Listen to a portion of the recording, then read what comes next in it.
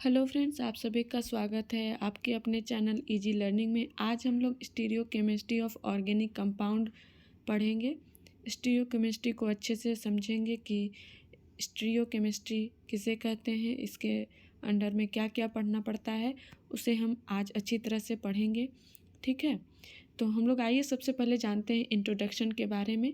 Introduction हम थोड़ा सा दे देते हैं कि क्या है। One of the striking features of organic compound is that they exhibit isomerism.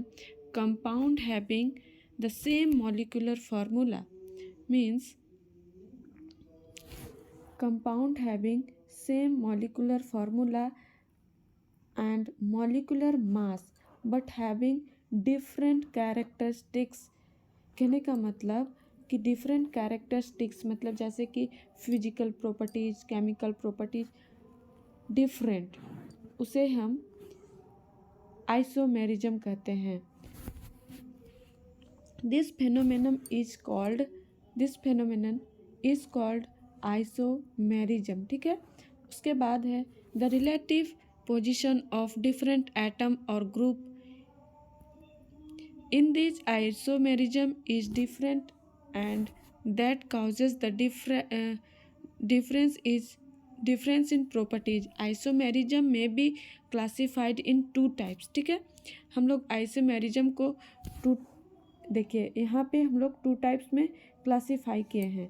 First है स्ट्रक्चरल आइसोमेरिज्म एंड सेकेंड है स्टीरियो आइसोमेरिज्म। ठीक है, तो सबसे पहले हम लोग स्ट्रक्चरल आइसोमेरिज्म के बारे में जानेंगे कि स्ट्रक्चरल आइसोमेरिज्म किसे कहते हैं। ठीक है, तो in this type of isomerism the molecule differ in the structural arrangement of atom or group।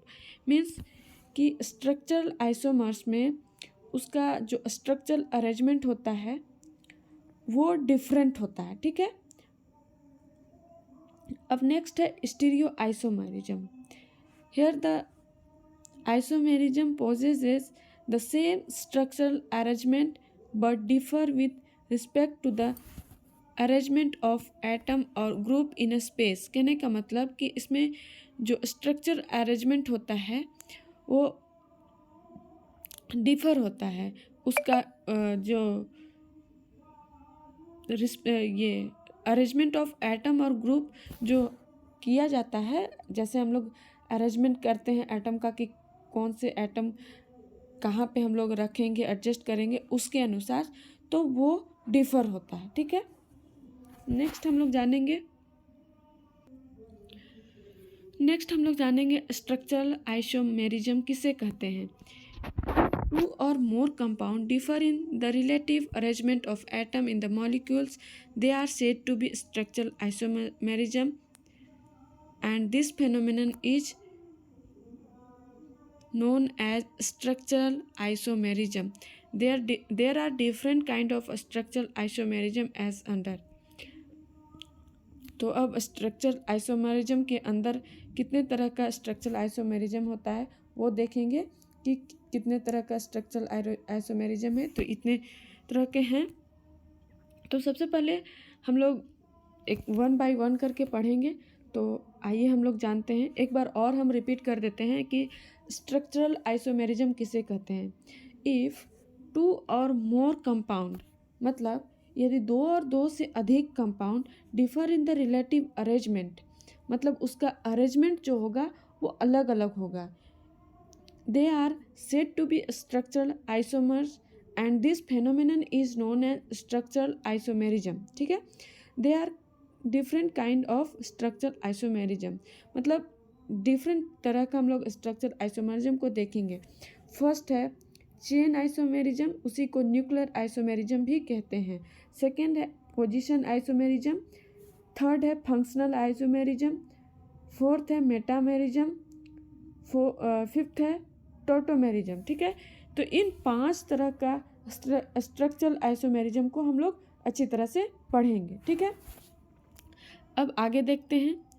सबसे फर्स्ट है चेन आइसोमेरिज्म और न्यूक्लियर आइसोमेरिज्म। ठीक है, तो सबसे पहले हम लोग आइए जानते हैं कि स्ट्रक्चरल आइसोमेरिज्म जिसे हम लोग न्यूक्लियर आइसोमेरिज्म भी कहते हैं, उसको हम लोग देखते हैं। If different compound of the same class of organic compound having the same molecular formula differ in the structure of carbon chain, कहने का मतलब कि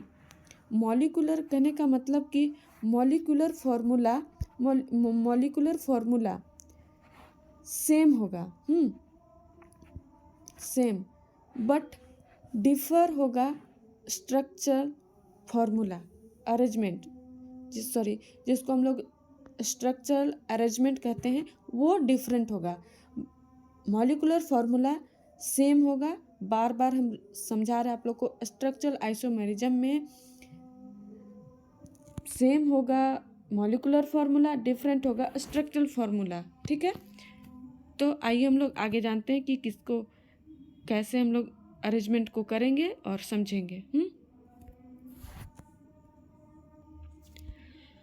फर्स्ट एग्जांपल लेते हैं ब्यूटेन का, हम लोग जिसे एन ब्यूटेन या फिर आइसोब्यूटेन कह सकते हैं, जिसका मॉलिक्यूलर फार्मूला है C4H10। इसका हम लोग चेन आइसोमेरिज्म देखेंगे कि कैसे होता है। हम रिपीट किए बार बार कि इसमें मॉलिक्यूलर फार्मूला सेम रहेगा एंड स्ट्रक्चरल अरेंजमेंट डिफरेंट होगा।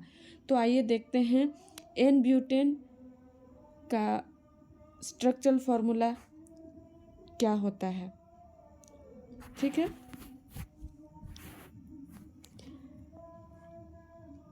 हम लोग यहाँ पे देखेंगे कि एन ब्यूटेन में एक कार्बन का संख्या 4 है, तो वो 4 ही रहेगा, 1 2 3 4, हाँ।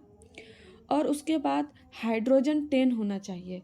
तो यहाँ पे हम काउंट कर लेंगे, हाइड्रोजन सबका वैलेंसी कंप्लीट होना चाहिए अच्छी तरह से।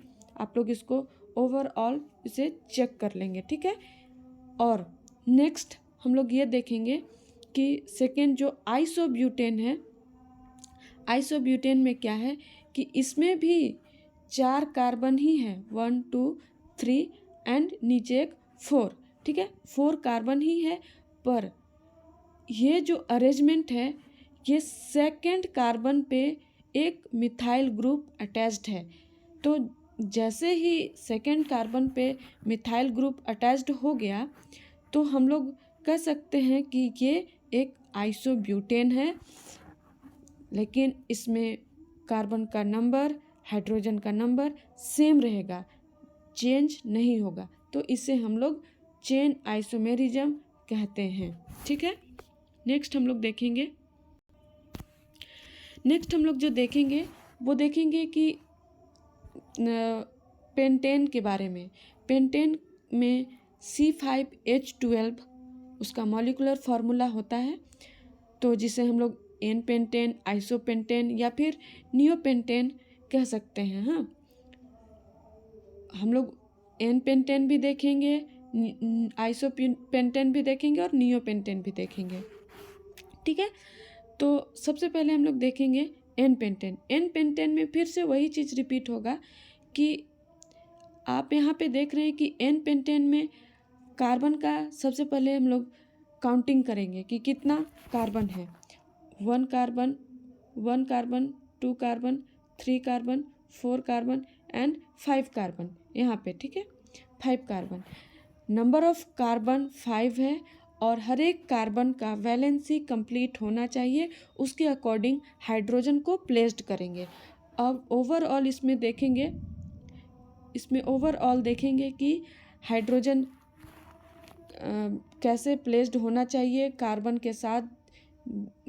तो उस हाइड्रोजन का भी वैलेंसी कंप्लीट होना चाहिए और कार्बन का भी वैलेंसी कंप्लीट होना चाहिए, ठीक है। अब हम नेक्स्ट देखेंगे आइसोपेंटेन के बारे में। आइसोपेंटेन में भी वही चीज़ है कि नंबर ऑफ कार्बन 5 ही होना चाहिए, बाद बाकी ऐसा हम लोग को अरेंजमेंट करना है कि एन पेंटेन के जैसा नहीं होना चाहिए। सेकेंड जब हम लोग ये अरेंजमेंट करेंगे तो वो सेम रिपीट नहीं होना चाहिए, ठीक है। तो इस तरह से हम लोग आइसोपेंटेन को अरेंजमेंट करेंगे। नेक्स्ट है नियोपेंटेन, ठीक है। नियोपेंटेन में क्या है कि नियोपेंटेन में स्ट्रक्चरल सेकेंड कार्बन जो है उसमें एक मिथाइल ग्रुप ऊपर है और एक मिथाइल ग्रुप नीचे है।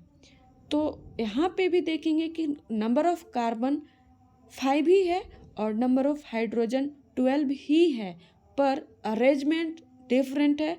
इसी वजह से इसको नियोपेंटेन कहते हैं, क्योंकि एक मिथाइल ग्रुप नीचे और एक मिथाइल ग्रुप ऊपर है, इसी वजह से इसे नियोपेंटेन कहते हैं।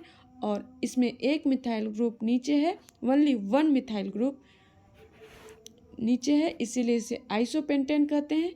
और ये एन पेंटेन कहते हैं क्योंकि एक चेन में है, इसका कोई ब्रांचिंग नहीं है, एक चेन में है, इसी वजह से इसे एन पेंटेन और आइसोपेंटेन नियोपेंटेन कहते हैं, जिसका molecular formula same but structural arrangement is different.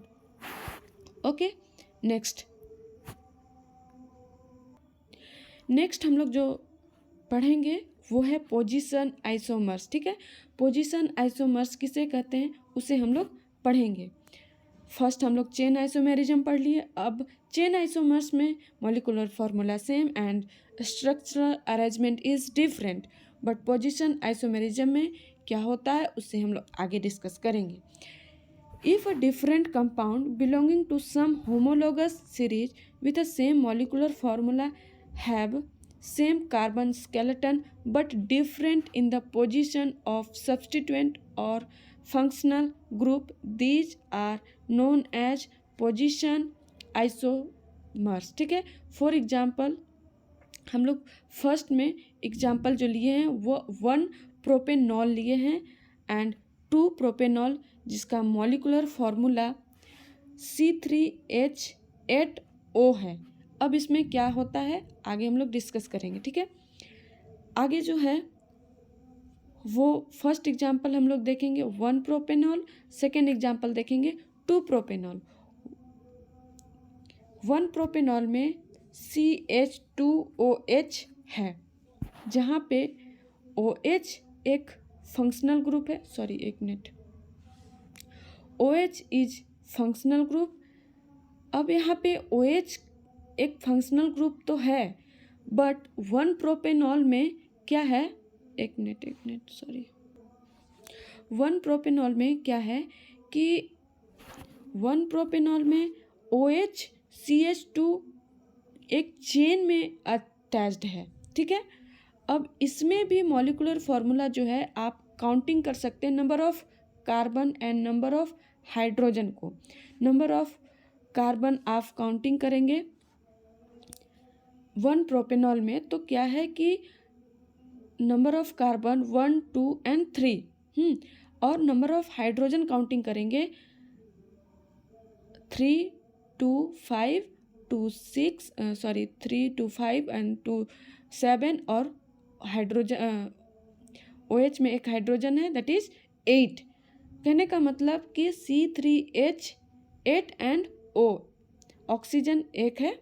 कहने का मतलब कि यहाँ पे हाइड्रोजन का संख्या, number of hydrogen number of carbon is same, but functional group का पोजीशन चेंज होगा। अब हम लोग नेक्स्ट 2 प्रोपेनॉल में देखेंगे, ठीक है।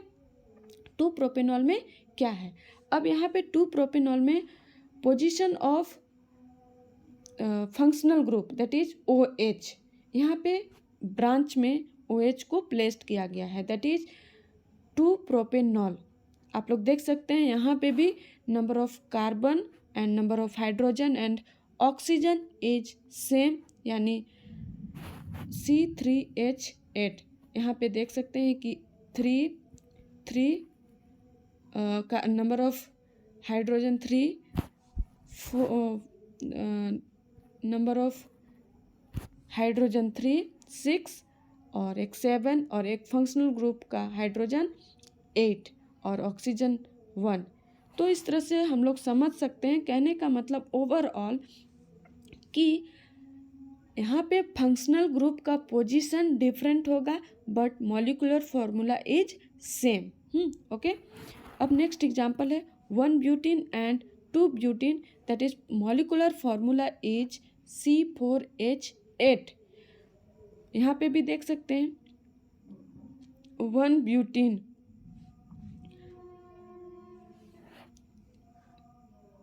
यहाँ पे नंबर ऑफ बॉन्ड यानी डबल बॉन्ड जो प्लेस्ड किया गया है यहाँ पे फर्स्ट कार्बन के साथ और यहाँ पे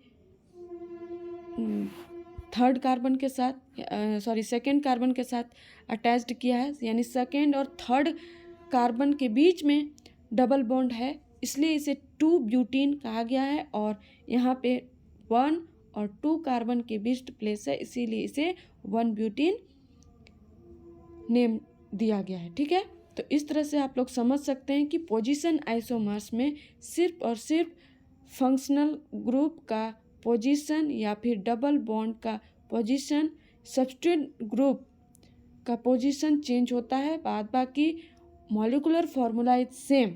ओके, नेक्स्ट हम लोग देखेंगे फंक्शनल आइसोमेरिज्म। हम लोग 2 देख चुके हैं, chain isomerism and position isomerism and functional isomerism. Different compound with same molecular formula but different functional group are known as functional isomerism. अब यहाँ पे सबसे इम्पोर्टेंट पॉइंट कि molecular formula is same but तो फ्रेंड्स देख सकते हैं कि यहाँ पे example A, ethyl alcohol and dimethyl ether, both are different but molecular formula is same। Ethyl alcohol का फंक्शनल ग्रुप OH है एंड डाईमिथाइल ईथर ये एक ईथर ग्रुप का है। इसमें क्या है कि मॉलिकुलर फार्मूला तो सेम है बट इसी मॉलिकुलर फार्मूला से डिफरेंट हम लोगों को फंक्शनल ग्रुप अरेंजमेंट करना है। तो एक इथाइल अल्कोहल हो गया और एक डाईमिथाइल ईथर हो गया। ठीक है, तो नेक्स्ट है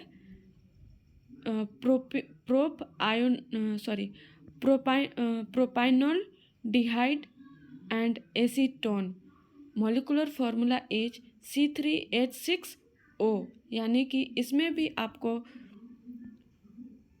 फंक्शनल ग्रुप डिफरेंट करना है। तो एक ये जो फंक्शनल ग्रुप है वो CHO ग्रुप है और ये जो फंक्शनल ग्रुप है वो एक कीटोनिक ग्रुप है और एक ये एल्डिहाइडिक ग्रुप है। तो यहाँ functional group is different but molecular formula is same, that is arrangement is different and molecular formula is same. ठीक है, अब हम लोग नेक्स्ट आगे जो बढ़ेंगे वो है metamerism.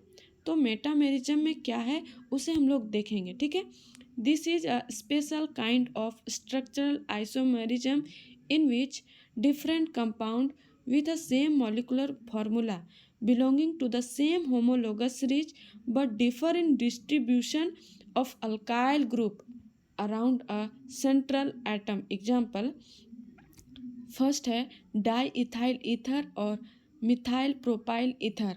Molecular formula is C4H10O। Means molecular formula दोनों में सेम रहेगा लेकिन ईथर से ही आप लोग को डिफरेंट तरह का अरेंजमेंट करना है। तो फर्स्ट जो हम लोग अरेंजमेंट बनाएंगे वो डाई इथाइल ईथर और सेकंड जो अरेंजमेंट बनेगा वो मिथाइल प्रोपाइल ईथर। काउंटिंग करके आप लोग देख सकते हैं number of carbon and number of hydrogen and number of oxygen is same but ether group is different. ठीक है, तो आइए नेक्स्ट आगे बढ़ते हैं। नेक्स्ट जो है next example di ethyl ketone and methyl propyl ketone. Molecular formula is C5H10O। ठीक है, तो नेक्स्ट है हम लोग एग्जाम्पल देखेंगे C2H5CO, यानी कि यहाँ पे कीटोनिक ग्रुप है, दोनों कीटोनिक ग्रुप ही है पर दोनों में अरेंजमेंट में एक डाई इथाइल कीटोन है और एक मिथाइल प्रोपाइल कीटोन है।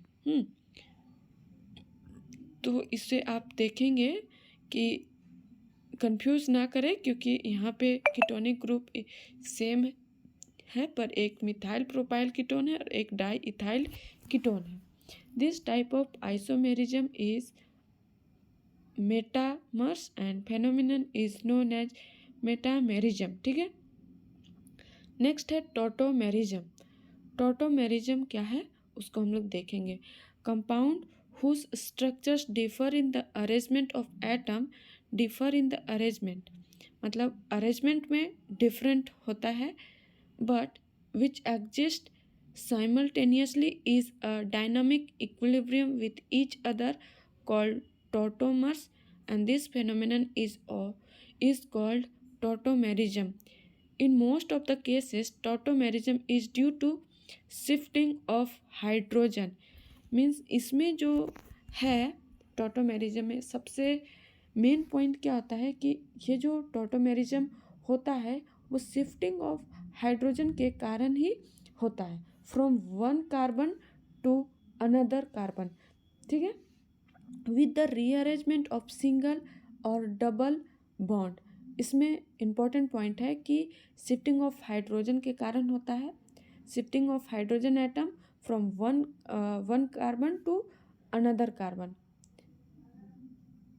चाहे वो ऑक्सीजन या फिर हाइड्रोजन के साथ ही हो, with a rearrangement of single और डबल बॉन्ड। फॉर एग्जांपल देखते हैं एग्जांपल में कैसे बताया गया है उसे हम देखेंगे। ठीक है, तो देखिए सबसे पहले इम्पोर्टेंट पॉइंट है कि यहाँ पे फर्स्ट जो एग्जांपल है वो है इथाइल एसीटेट, मीन्स ये कीटो फॉर्म है। ठीक है, ये कीटो फॉर्म इसलिए है क्योंकि ये कीटोनिक ग्रुप अटैच्ड है, इसलिए इसे कीटो ग्रुप यानी कीटो फॉर्म कहा गया है।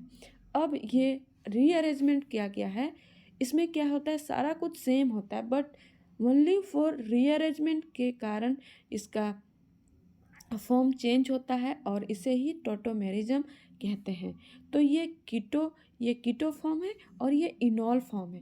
ये इनॉल फॉर्म क्यों होता है? क्योंकि यहाँ पे OH ग्रुप अटैच्ड है और यहाँ पे कीटोन यानी CO ग्रुप अटैच्ड है, इसीलिए ये कीटोनिक ग्रुप और ये इनॉलिक फॉर्म होता है। ठीक है, अब इसमें तो वही यहाँ पे जो शिफ्टिंग ऑफ हाइड्रोजन लिखा वो कैसे होता है आइए हम लोग देखते हैं। शिफ्टिंग ऑफ हाइड्रोजन यहाँ आप लोग देख रहे हैं CH2 है, यहीं से एक इसका जो मैकेनिज्म होता है उसमें अच्छी तरह से बताया जाता है कि कैसे शिफ्टिंग ऑफ हाइड्रोजन होता है। तो यहाँ से एक हाइड्रोजन रिमूव होकर के यहाँ पर आकर के अटैच्ड होता है, तो यहाँ पे एक हाइड्रोजन की कमी हो गई, तो यहाँ पे एक डबल बॉन्ड लग गया और यही हाइड्रोजन उठ करके यहाँ पर आया है, तो यहाँ पे ये इनॉलिक फॉर्म हो गया और ये कीटो फॉर्म हो गया। तो कहने का मतलब कि only for shifting of hydrogen से एक कीटो फॉर्म हो जाता है और एक इनो फॉर्म हो जाता है। ठीक है, नाइट्रोइथेन। ठीक है, नाइट्रोइथेन नेक्स्ट एग्जांपल। इसमें क्या होता है इसमें बताते हैं शिफ्टिंग ऑफ हाइड्रोजन। यहाँ पे भी आप देख सकते हैं कि यहाँ पे CH2 ग्रुप है। ठीक है, और यहाँ पे आ गया OH ग्रुप। ठीक है, यहाँ पे OH ग्रुप आ गया, तो इसे ही हम लोग इसे नाइट्रोइथेन बोलेंगे और इसे आइसोनाइट्रोइथेन बोलेंगे। ठीक है, तो हम लोग इस तरह के टोटल स्ट्रक्चरल आइसोमर्स का देखें बारी बारी से। टोटल 5 स्ट्रक्चरल आइसोमर्स को हम लोग आज पढ़ें और इसे अच्छी तरह से पढ़ें। तो आई होप कि मेरा वीडियो आप लोगों को पसंद आया होगा। पसंद आया तो चैनल को सब्सक्राइब कीजिए, लाइक कीजिए एंड कमेंट कीजिए और शेयर कीजिए, और कमेंट भी कीजिएगा कैसा लगा आप लोगों को वीडियो। आई होप कि मेरा वीडियो आप लोगों को पसंद आया होगा। So thank you and most welcome.